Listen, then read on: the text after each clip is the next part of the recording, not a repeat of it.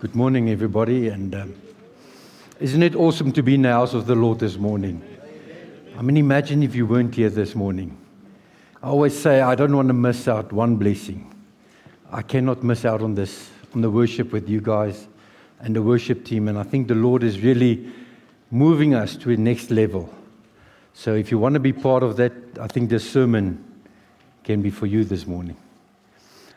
So I had the nice picture that I put on Facebook, and then I heard Dr. Hanley told me people are saying that MCC is building again, Pastor. And she asked why, and they said, no, because on Facebook it says we're under construction. But it's good.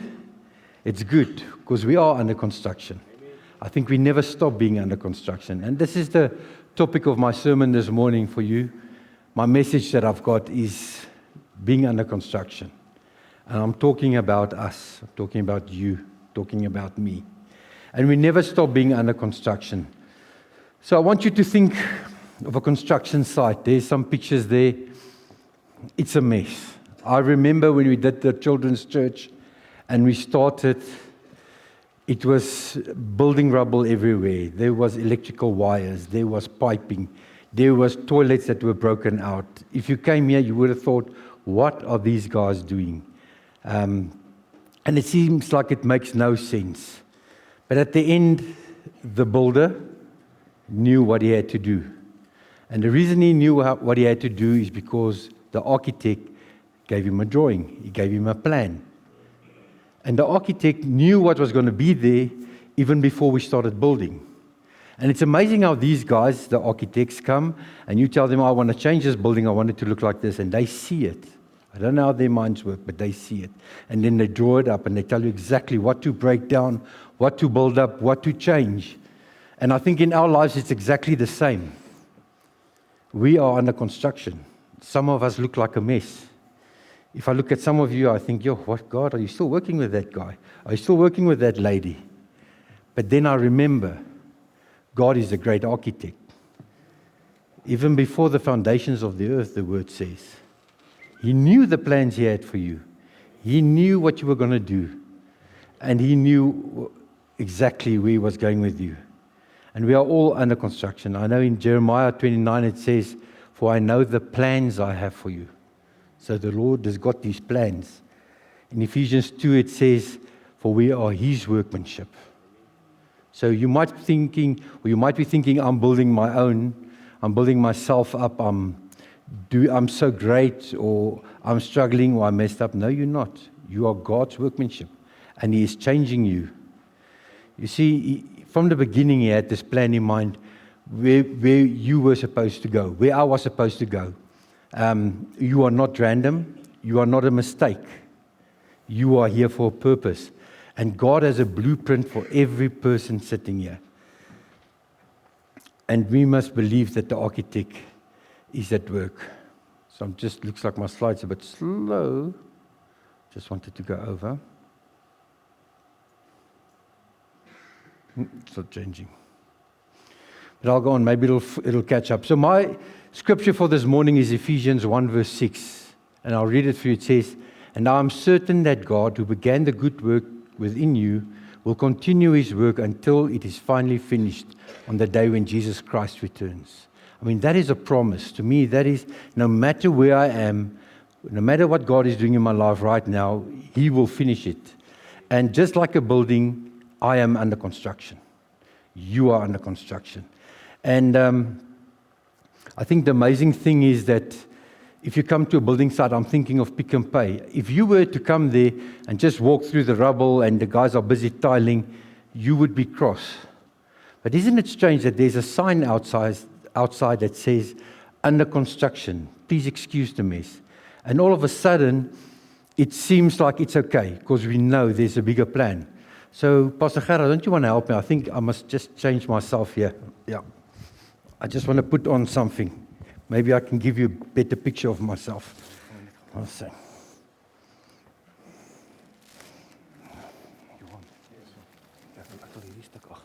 Okay.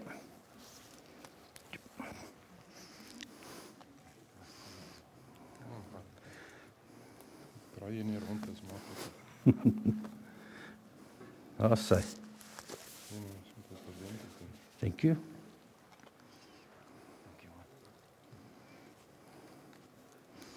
Finished. How do I look now?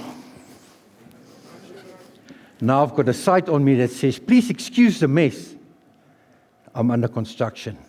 And I think it's a problem with a lot of us.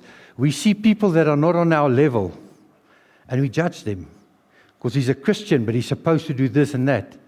Or he's beneath me and I judge him and I look down on him. Why do we do that? What if we all looked like this every day? What if you looked at your brother and your sister, you see this. You see a sign and you think to yourself, how can I help you? How can I help her? How can I help people in my cell? How can I help my people at work? People you work with, whether they're saved or not saved, God is working them. The unsaved, God loves them. He's doing a work in their lives and He's put you there to use you to help them. But if you don't see them as being under construction, you judge them and you think, I don't want to have anything to do with those people. And that's what we do a lot as Christians. And we must always remember, no matter when you see me or how you see me, I am not the finished product yet. Unless I'm next to Jesus, I'm not the finished project. And God is busy with me. And I want to ask you, please, your pastor, your cell leader, people that's been in the church for long, the elders, the ushers, the worship team, don't put them on a pedestal because they will disappoint you. Because the secret is they are just as busy with their construction site as you are. So I want to ask for grace. Let's have grace in this house and let's just keep on standing on the promise that whatever God started, He will finish in us. So progress over perfection.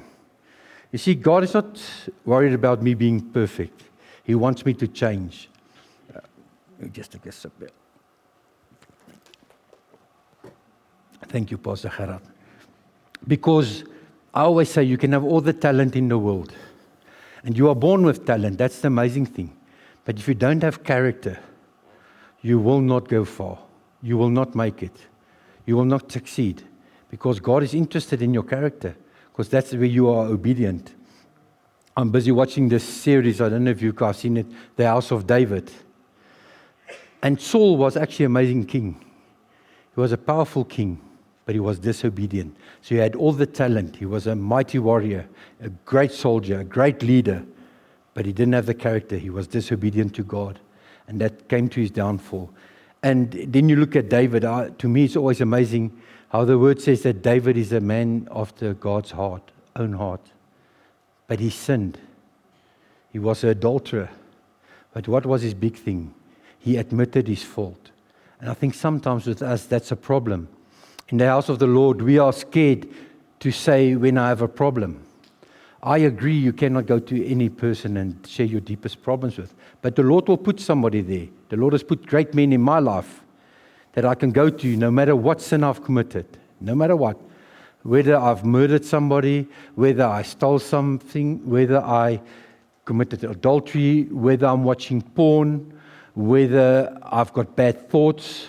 I need somebody that I can share that with.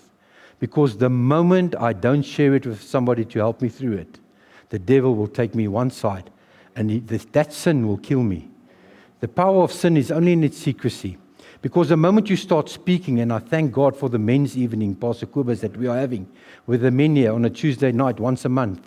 Because it's a place where men come together. And once you've got one person standing in front, just testifying, saying of what he's going through.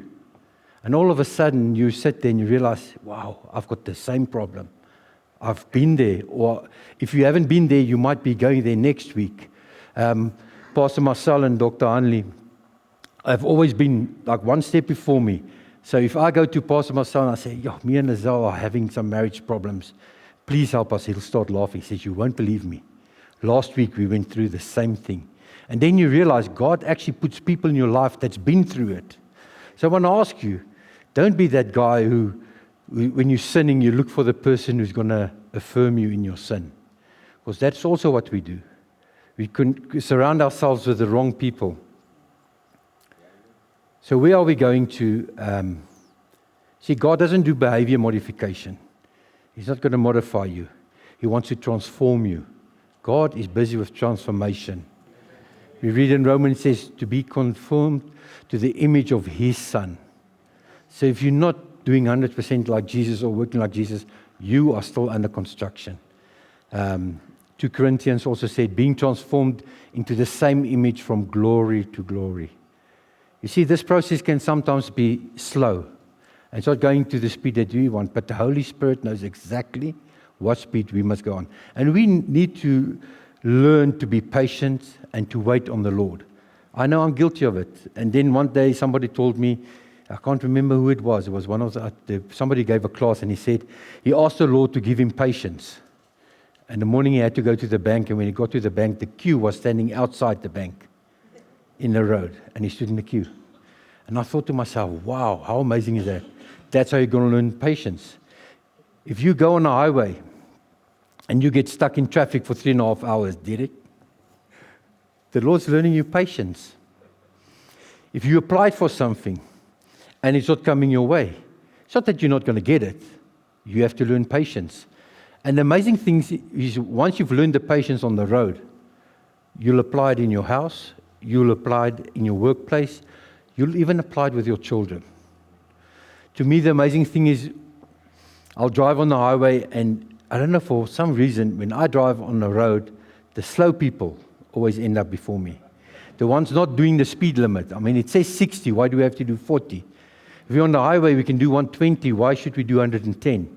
And then I used to get frustrated, and then I realized I'm spoiling it for myself. And if I start swearing or saying bad things to the person in the other car, I'm spoiling their day as well. Because there's a reason. I don't know their story. I don't know why they're driving slow. Maybe they're running out of fuel and they're just trying to get past or make it to the next filling station. But you know what's the secret? If I leave earlier, I don't have to be in a hurry. If I leave myself some time. So that's how the Lord teaches me. So I know if I have to be in Pretoria at 12 o'clock, I'll leave here at 10 o'clock. If I get there early, thank God, I'll see somebody, I'll have a cup of coffee, whatever. But on the road, I don't get cross anymore. And I'm not healed yet. I'm not the saint on the road. My wife says I'm not healed because the guy who passes on the left, I still box him in. So I'm going to learn one of these days to just slow down and let him pull in front of me. Because the truth is, if everybody is patient on the roads, there won't be any problems. I'll go as far as there won't even be any accidents. Because if you see, normally when there's a traffic jam, I don't understand it. I stand still on the road for half an hour, I come to the front, there's not even an accident. So it's just somebody that caused the chain effect. But I believe the opposite is also true. If somebody else sees you being courteous to another driver, or anywhere, if people see you. I testified before, I was the guy, if you walk in Pick n Pay with a bag of oranges and the bag breaks, then I would turn away and start laughing or say, hi, shame. Until the Lord convicted me. Now, if you are close to me and your bag breaks, I'll be the first person to start helping you to pick it up. And the amazing thing is, once you start doing that, people around you are affected by what you are doing. And they will start doing the same thing. So the Lord keeps on working with it.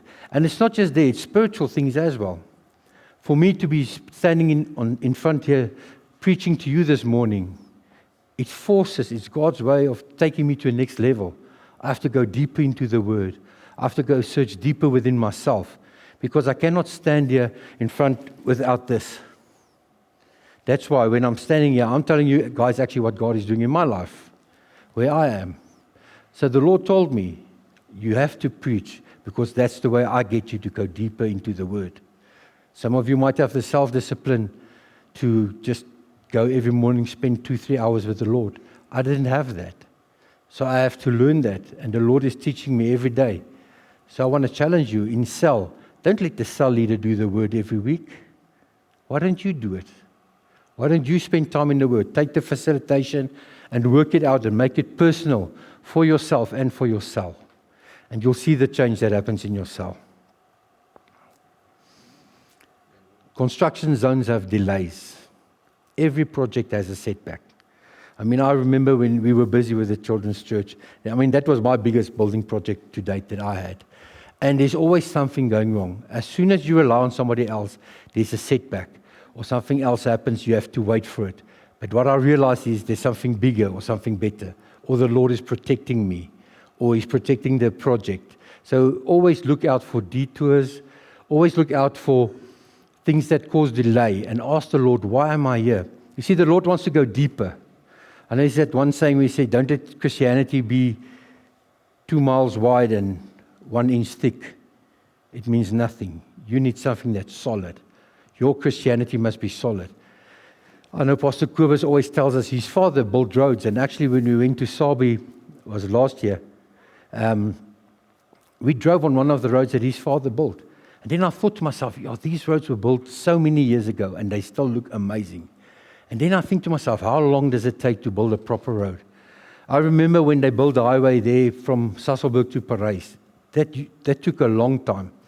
And they first scraped away everything, and I think it was about 2 meters deep. And they started putting these layers on. But what I realized is the more time you take with something like a road, and that's your life, the more time you do, go deep. Start from the bottom. Fill it up properly. Make sure it's compacted. Put the right stuff inside. At the end of the day, you've got a road that lasts long.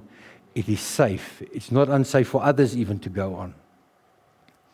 And then God uses people as tools. I think this is so amazing. Tonight, for instance, you guys have the opportunity. God has given us a tool tonight to help you with financial wisdom, with stuff that you don't even realize that you are struggling with. But it's your choice to be here or not to be here. Don't come tonight. If you don't want to be here, don't come tonight.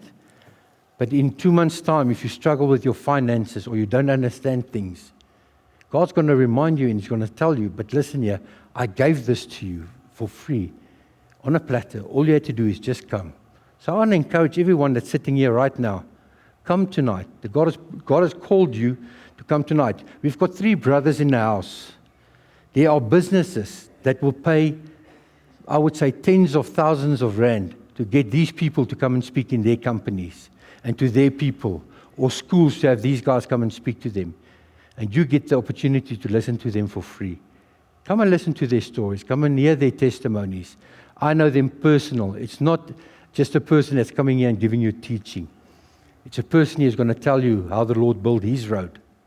It's a person that's going to share with you how long it took Him. And maybe, just maybe, you're on that place where you're thinking of stopping to building your road, and the Lord's going to give you advice. So don't miss out tonight. The word says in Proverbs 27, it says, iron sharpens iron. So we know this saying in our church, daai mense het gewip en waai. They got cross with somebody and they just left. When I got saved and on my journey up to today, there's been sparks many of times because I had iron sharpening iron. And it works both ways. That's the amazing thing. If iron sharpens iron, there's effect on both pieces of metal. It's not just the one. So if you're in a place where you are struggling to forgive somebody, or you're having problem with a leader, maybe you cross at me. Please come and see me. Let's sort it out. But don't just leave, because there's things that you have to do. You have to go through it. You have to finish it.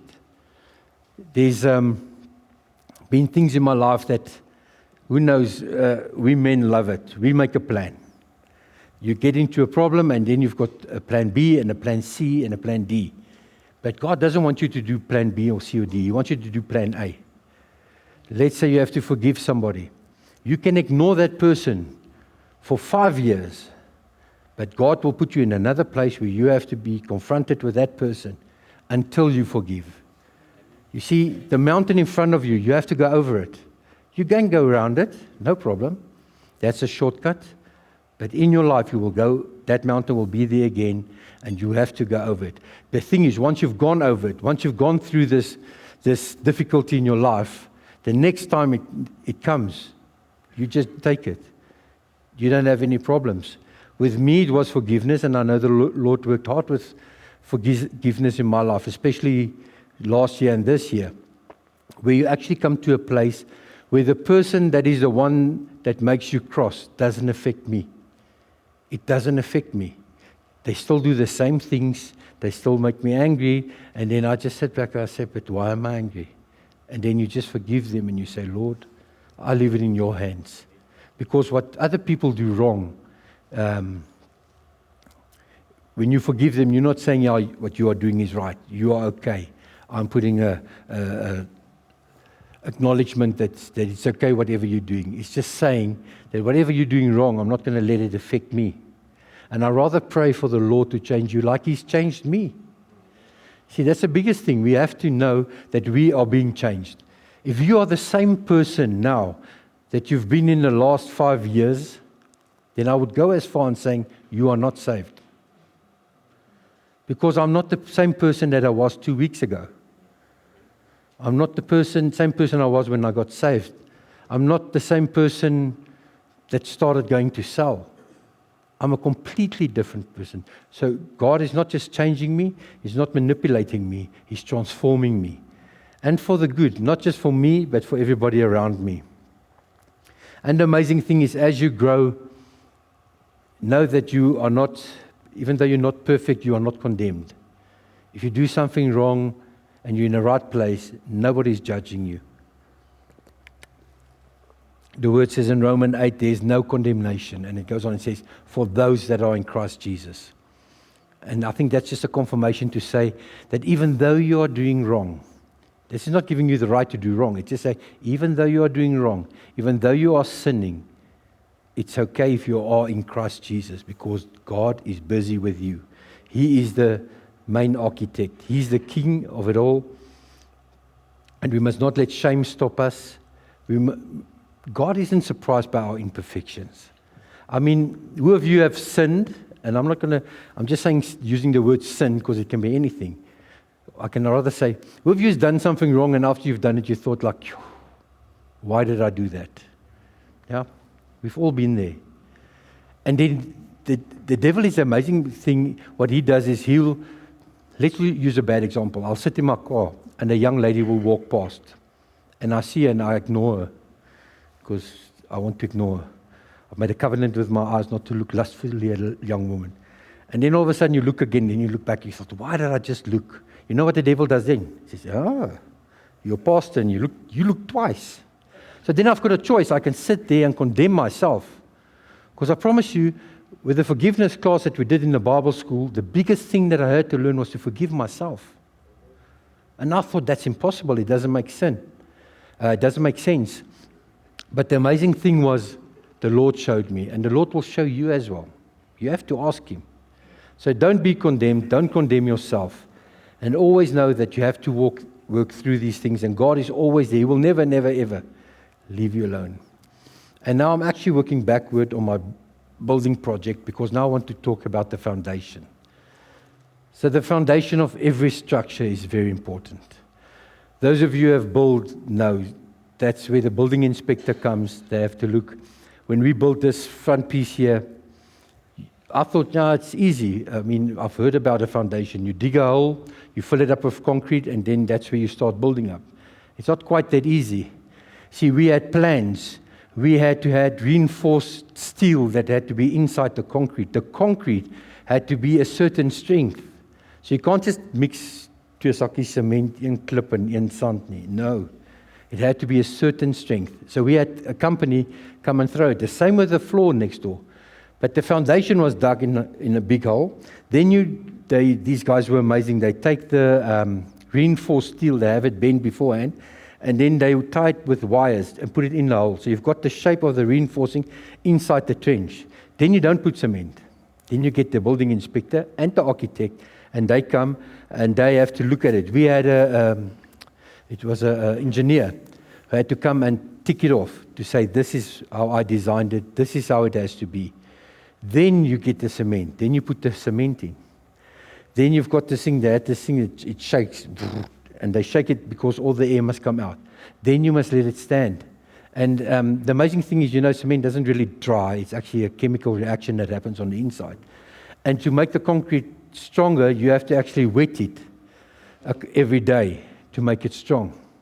So the foundation is what lets everything stand together. If you think of a house, if a house doesn't have a foundation, it's not the walls that are strong. Yes, the walls are built properly, but if there's no foundation to keep those walls up, the whole building will just collapse. That's why there's a lot of time, lots of money spent in the foundation. And the same with us. There's only one foundation for us. The word says in 1 Corinthians 3:11, it says, "For no one can lay any foundation other than the one we already have, Jesus Christ." Jesus is the rock. If you are building on anything else, whether it's your ministry, your marriage, your life, your children, and it's not on Jesus, amen. Yes, let's give him a praise offering. If it is not built on Jesus Christ, you're building in vain. It will not last. It will not stand. You have to do it with Jesus. Jesus is the solid rock. There's an awesome part in Psalms that you read, and I think Jesus also used the parable of the house built on the rock and the house built on the sand. And it says, build on the rock, because the rock is solid. And who is the rock? It's Jesus Christ. So if Jesus is the solid rock, that's how God starts in your life. So to me, this is how I see it. You are born. God has a plan for you. But he knew from the beginning I was not going to follow this plan. And I lost because I was born in sin. Then I met Jesus Christ. It's like Pastor Marcel likes to say, it was like a 10-ton truck that hit me.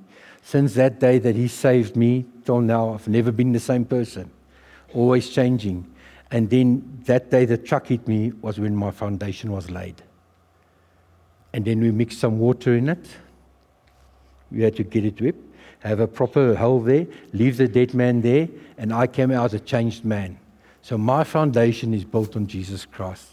And this morning I want to ask you, are you building? Are you struggling? Are you having problems? And just sit for a moment and think, have you started building on the right foundation? Have you made the choice of making Jesus your solid rock, your foundation, allowing God to build upon what Jesus is doing in your life? And then I just want to put up that scripture again, Philippians 1 verse 6. And I'm certain that God, who began a good work within you, will continue his work until it is finally finished on the day when Jesus Christ returns. God doesn't abandon any projects. If he started with you, he will finish it.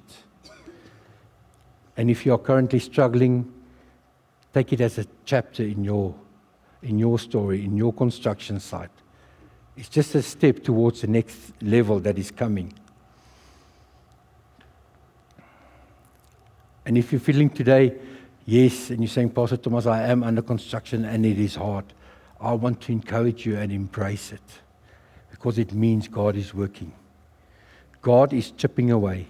There's an amazing skit that the skit guys do. It says God's chisel. It's where you stand and it just illustrates God chipping away. And everything that doesn't look like Jesus, God is going to chip away. Your sins, your debt, your wrong behavior, your marriage, your children, everything that is not like it's supposed to be, God will chip away. And sometimes when he chips, it hurts. And that's why God puts people around you to stand with you. That's why we have cells. I want to challenge you that we have to start and celebrate in ourselves the small victories, the spiritual victories. Listen to somebody. If you have a new person in your cell and he comes and he testifies, celebrate that testimony. Celebrate it. We tend to listen to people and just say, oh, that's great. God did it same to me. But why don't we celebrate it? Thank God for the change that is happening. See this around every person that you see. And you sit in the cell, maybe we must make some of these nice jackets that I'm wearing and give it to the cell leader. So before you walk in, you put these ones on. And you can look at the guys and then you realize that God is working in your life.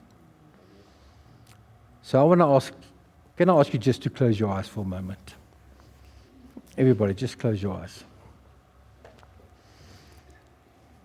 And I want to ask that you have never, ever in your life said, Jesus, please be the foundation of my life. If you're not sure if you are building on Jesus Christ, can I ask that you just quickly raise your hands, because we want to pray with you. Thank you. I see your hands. I see your hands. Thank you. You see, God has called you here this morning for a reason. And right now, what I want you to do is, I want you to come to the front, those guys who just raised their hands. Just come and stand here in front. And then I want to ask cell leaders, specifically cell leaders, to come and stand with every person here. And let's pray for them. Let's pray with them right now. I want to ask those who raise their hands, just come to the front. Don't be ashamed of Jesus, because I promise you, He's not ashamed of you. Amen. Can we give God a praise offering for how He's changing people's lives? Amen.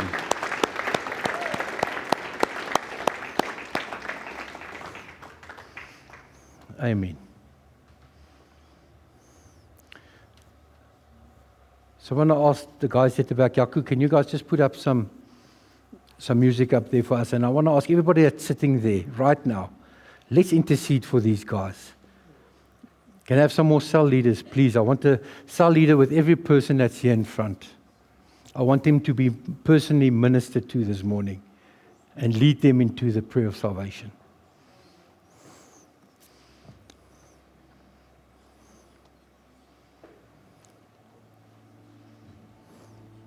Amen.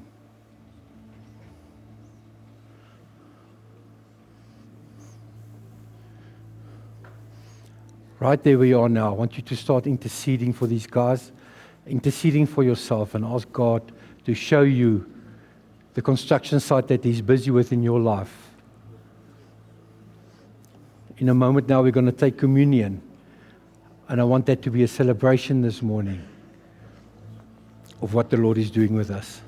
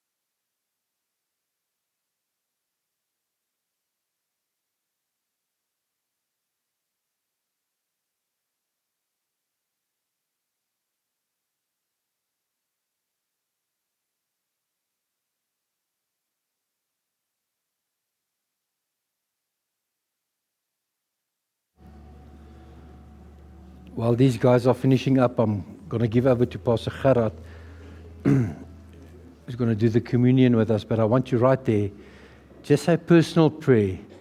And let's thank the Lord for these guys who stood in front this morning and the Lord transforming them from today. And I promise you, we will see and we will hear testimonies coming out of this morning's sermon. Amen. Just take 30 seconds before Pastor Gerard starts, just to thank the Lord.